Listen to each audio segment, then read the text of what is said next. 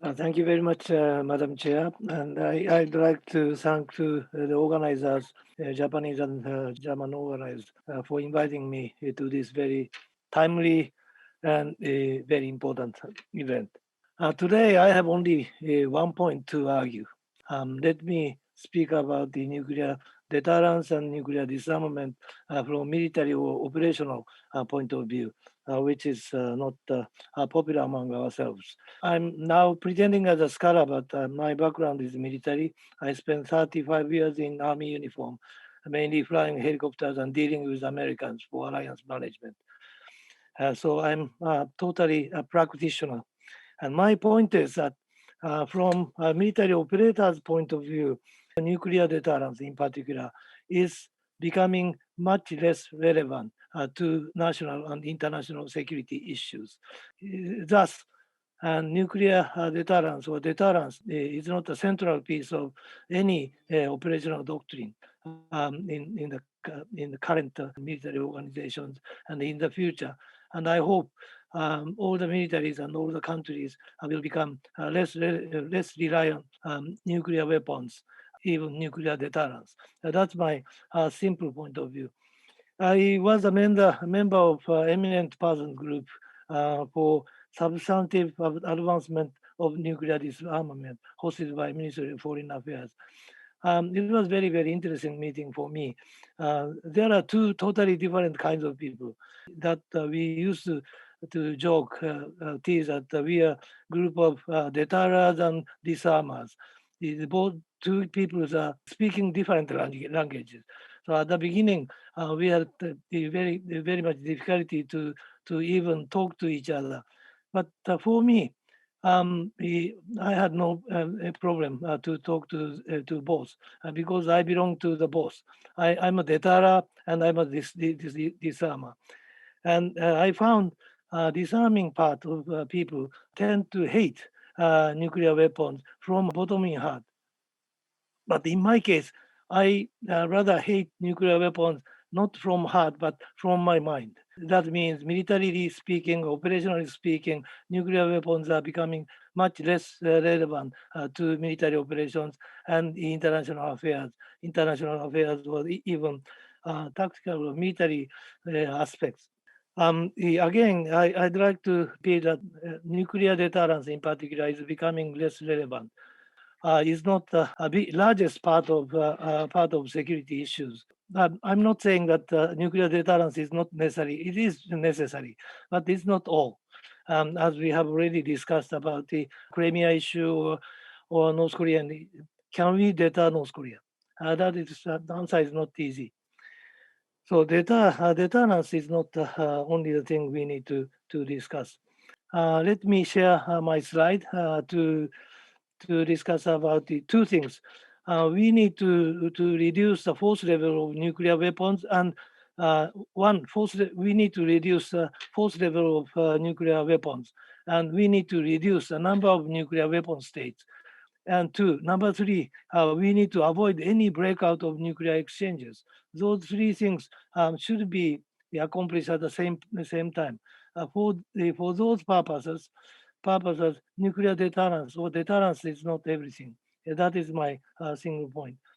This is my the simple soldier's mindset about the spectrum of conflict and deterrence.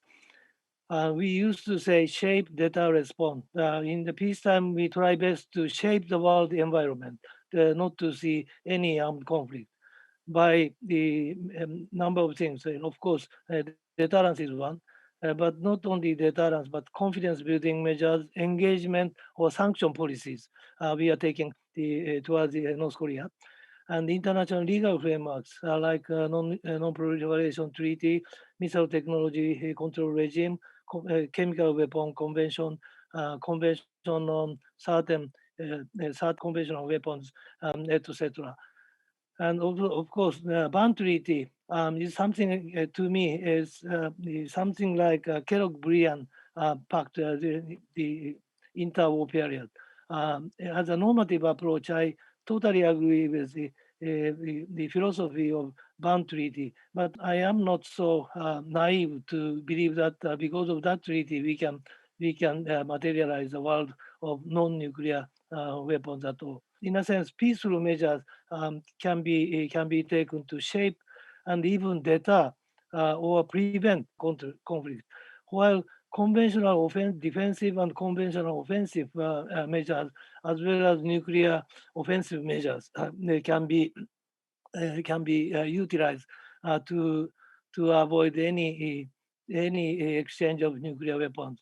Conventional defensive measures like ballistic missile defense, cruise missile defense, air defense, and so on, that may be utilized to deal with nuclear weapons as well as conventional weapons from being used against me.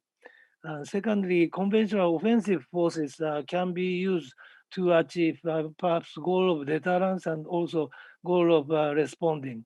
Conventional prompt global strikes or bombers and cruise missiles can be utilized for that purpose. Deterrence in the essence is to terrorize the other side, not to do something you don't want to see by means of coercion. So mainly the deterrence is achieved by offensive measures. At the beginning of the Cold War period, deterrence means it used to be explained that if you touch me, I will kill you, and I will kill your family members, all the family members, so that you are terrified, you are terrorized by myself. Then you may not be willing to touch me. That is the essence of deterrence. That is not necessarily terribly relevant to today's world, particularly after the end of Cold War. Nuclear offensive force, strategic nuclear forces, to cancel out for instance, U.S.-Russian nuclear strategic nuclear forces, that may be necessary for the time being. But if you look at tactical nuclear weapons, we used to rely on tactical nuclear weapons simply because we are inferior.